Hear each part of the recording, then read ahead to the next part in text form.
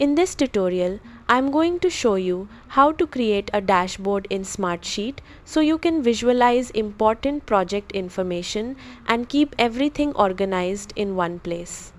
First, log into your Smartsheet account and navigate to the home page. From there, click the Create button or the plus icon to start a new item. Next, select Dashboard from the available options.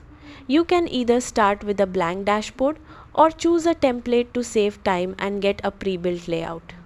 Once the dashboard opens, give it a name that clearly reflects its purpose.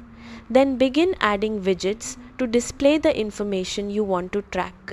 You can add metric widgets for key numbers, chart widgets for visual reports, report widgets for live project data, and rich text widgets for notes or instructions.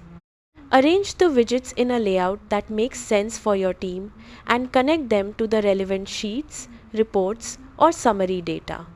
As needed, customize the colors, titles, and formatting to make the dashboard easier to read and more visually appealing. When you're satisfied with the layout, save the dashboard and share it with your team so everyone can access the latest project information. That's it. You've successfully created a dashboard in Smartsheet. Thanks for watching.